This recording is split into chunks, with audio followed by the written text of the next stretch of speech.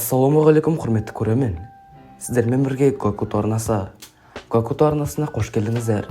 Сіз ешқашан болмаған бір оқиғаны анық есіңізге сақтап, кейін ол мүлде болмағанын ескергенде таңғалған кезіңіз болды ма?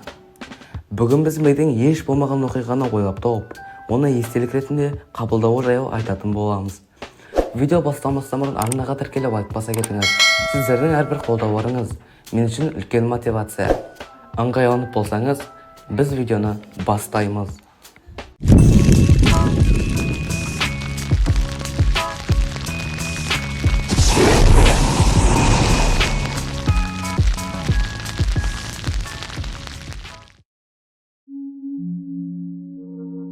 Кейде бізге бір оқиға анық есімізде сияқты көрінеді. Қай күні, қай жерде болғаны, кімдермен бірге болғанымыз бәрі есте. Бірақ сол оқиға мүлде болмаған болса ше? Психологияда бұл құбылыс жалған естелік немесе false memory деп аталады. Бұл адамның басында шын болмаған оқиғаны ойлап тауып, оны шынайы болып қабылдауы. Жада фотоаппарат емес, ол біз көрген, естіген, сезінген деректерді өңдеп сақтайды. Бірақ бұл өңдеу кезінде бұрмалану пайда болуы мүмкін.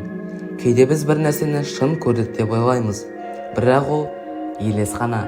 Бұл құбылыс алғаш рет 1970 жылдары психолог Элизабет Лофтус жүргізген тәжірибелер арқылы дәлелденген болатын. Сұрақтың құрылымы естелікті өзгертті. Қатысушылар бірдей видеоны көрсе де, қойылған сұрақтар олардың жауаптарына әсер етті. Кейбірі көліктер жылдам келдіресе, кейбірі терезе сынып кетті. Бірақ шын мәнінде ондай болмаған. Яғни біздің естеліктерімізге сұрақ, сөз, контекст бәрі әсер ете алады. Біз кейде миымызды жаңылыстырып аламыз, жоқты бар етіп елестетеміз. Ақиқат тек сенің есінде қалған нәрсе емес, ол сенің есінде қалай қалғаны, не әсер еткені және қандай күйде қабылдағаныңа да байланысты. Біз күн сайын ақпарат қабылдаймыз, адамдармен сөйлесеміз, бір нәрсе көреміз, естиміз. Бірақ миымыз осы ақпаратты әрдайым дұрыс сақтай ма? Жоқ.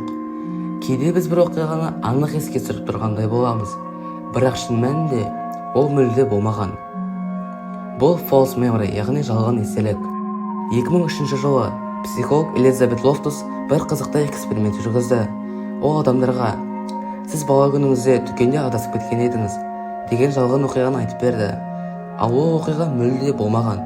Бірақ біраз уақыт өткен соң қатысушылардың көбі «Иә, мен шынымен адасып кеткен едім» деп, тіпті оған байланысты қосымша егжей-тегжейлерді ойдан шығара бастады.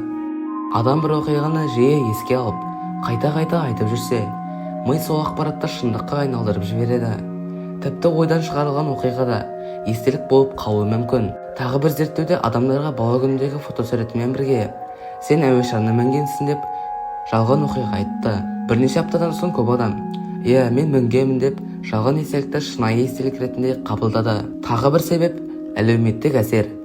Біреу сенің есінде жоқ нәрсені сен бала естігенсің деп қайталаса, сен оған сене бастайсың. Өйткені ми ақпаратты қайта өңдейді, толықтырады, өзгертіп сақтайды. Біздің миымыз таңғажайып, бірақ осал. Ол тек шындықты емес, жалғанды да сақтай алады. Сол себепті есте қалған нәрсенің бәрі шындық емес. Егер жалған естеліктер жай ғана қызық қателіктер болса, онда олар бізге еш зиян тигізбес еді. Бірақ шын мәнінде олардың зардабы өте ауыр болуы мүмкін. 1984 жылы Стив Титус есімді ер адам зорлау қылмысы үшін кінәлі деп танылды. Ол ешқашан бұл әрекетті істемеген. Бірақ жәбірленуші оның түрін қылмыскер ретінде есіне түсіргенде болған. Бұл жалған естеліктің салдары.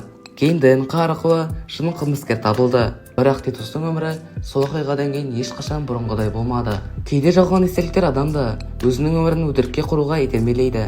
Біреу балалық шағында зорлық көрдім деп сенуі мүмкін. Бірақ шын мәнінде олай болмаған. Тек біреу айтқан, не түс көрген, не фильм әсер еткен. Бұл отбасы ішіндегі сенімге үлкен сызат түсіреді. Жалған естеліктер адамдар арасындағы қарым-қатынасты бұзуы мүмкін. Сөздер, әрекеттер барлығы адамның есінде бұрмаланып қалуы мүмкін. Ғалымдар адам миы ақпаратты сақтағанда әркез нақты көшірмесін жасамайтынын айтады. Ми камера емес, ол естеліктерді құрастырады, өңдейді, кейде толықтырады. Сондықтан біз өзіміздің естеліктерімізге 100% сенім арта алмаймыз. Ал бұл шындық пен қиялдың шекарасы кейде өте нәзік екенін көрсетеді. Кейде жалған естеліктер тек жеке адамда ғана емес, бүкіл қоғамда пайда болады. Бұл құбылыс Мандела эффектісі деп аталады. Атауының өзі Нельсон Манделаның есімімен байланысты. Себебі мыңдаған адам оның 1980 жылдары түрмеде қайтыс болғанына сенімді болған. Бірақ шын мәнінде ол 2013 жылы қайтыс болды. Бұл қайдан шықты? Міне осы жағдайдан кейін зерттеушілер адамдардың бірде қате естелікті қалай бөлісетінін зерттей бастады. Және бұл жалғыз мысал емес. Көптеген адам Пикачудың құйрығының ұшында қара жолақ бар деп есінде сақтаған. Бірақ олай емес. Немесе Монополия ойынындағы бай адамның көзінде монокль бар деп ойлайды. Бірақ ол ешқашан болмаған. Сонда KitKat ортасындағы сызық бар ма еді? Луни Тюнс па әлде Тунс па? Бұның бәрі миымыздың ақпаратты қалай бұрмалайтынын көрсетеді. Ұқсастықтарға, логикаға сүйеніп, ми кейде өзі қажет болған нәрсені есте сақтап алады. Кейбір ғалымдар бұл құбылысты конфабуляция дейді, яғни ми бос жерді өз ойымен толтырып қояды. Мандела эффектісі бізге есте сақтау қабілетіміздің шексіз емес екенін, әрі оған там сеніп қалуға болмайтынын көрсетеді. Ал сіз қандай Мандела эффектісін байқадыңыз? Мүмкін сіздің есіңізде қалған нәрсе де шындық емес шығар.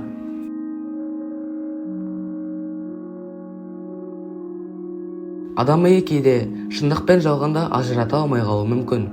Ал бұл қасиетті кейбіреулер өз пайдасына жаратады. Иә, естеліктер арқылы адамды манипуляциялауға болады. 1990 жылдары жүргізілген зерттеулерде адамдардың жалған естеліктерге сеніп қалу мүмкіндігі анық байқалады. Бірнеше қатысушы өздерінің бала кезіндегі ата-анасынан айырылып, бейтаныс адамдармен жүргенін айтып берген. Тіпті сол сәтте қандай киім кигенін, қалай жылағанына дейін нақты сипаттаған. Бірақ бұл оқиғалар ешқашан болмаған. Ол адамдар жай ғана дүкен ішінде бірнеше минутқа адасып қалған екен. Бұл жалған естеліктер адам санасының нақты жайтты өзгертіп, оған сеніп қалуының айқын мысалы. Мұндай шатасулар өмірде жиі кездеседі. Жалған естеліктер көбіне жарнамада, саясатта, жалпы медиа кеңістікте қолданылуы мүмкін. Адамдардың өткен оқиғалар туралы ойларын өзгерту арқылы олардың қазіргі таңдауына әсер етуге болады. Бұрын бұлай болмаған, біздің заманымызда бәрі басқаша еді деген сөздер кейде дәлелді емес, тек өзгертілген естеліктер болуы мүмкін. Егер естелігімізді өзгертуге болатын болса, онда бізге сұрақ туындайды. Біз кімбіз? Егер өткеніміз бұрмаланса, қазіргі болмысымыз қаншалықты шынайы? Біз кімбіз? Біздің менімізді не құрайды? Бұл сұраққа жауап беру үшін алдымен есте сақтайтын дүниелерімізге көз салуымыз керек. Себебі біздің болмысымыз өзіміз туралы, өткеніміз туралы, басымыздан өткерген жайттар туралы естеліктеріміздің жиынтығы. Бірақ егер сол естеліктердің біразы жалған болып шықса ше? Мысалы, сіз бала күніңізде саябақта адасып кеткеніңізді есіңізге түсіресіз. Бұл сіздің қазіргі қорқыныш сезіміңізге, адамдарға сенбеуге итермелеген. Бірақ бұл оқиға шын болмаған. Миыңыз оны бір оқылған әңгімеден немесе туыстардың басқа біреуге айтып берген оқиғасынан құрастырған. Міне, сіздің жеке болмысыңыз сол өтірік естелікке сүйеніп қалыптасқан. Психологияда автобиографиялық жады деген ұғым бар. Бұл адамның өзі туралы естеліктерінің жиынтығы. Бұл жады мінезімізді, көзқарасымызды, тіпті болашақтағы шешімдерімізді де анықтайды. Яғни, егер миымыз кейбір нәрсені бұрмалап, жалған естеліктер жасап отырса, демек біз шындықты білмей-ақ соған сеніп өмір сүріп келуіміз мүмкін. Бұл жерде мынадай сұрақ туады. Егер жадымыз сенімсіз болса, онда біздің болмысымызда болыңғыр ма? Жауап жартылай иә, жартылай жоқ. Себебі адам баласы тек естеліктермен ғана емес, қазіргі сәттегі танымымен, іс-әрекетімен және жасаған таңдауымен де қалыптасады.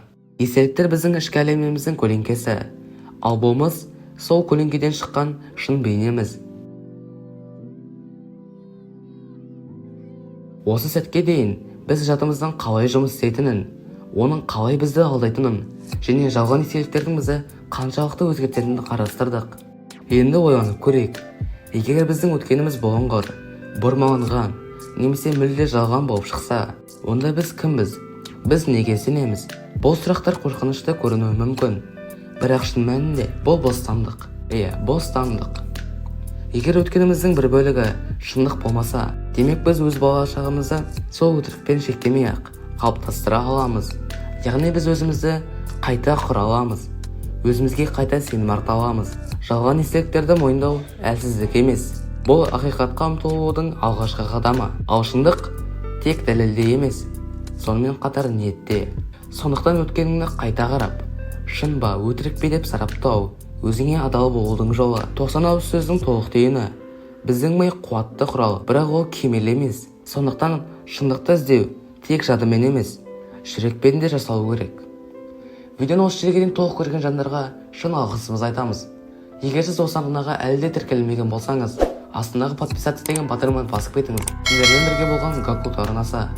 Қош сау болыңыздар.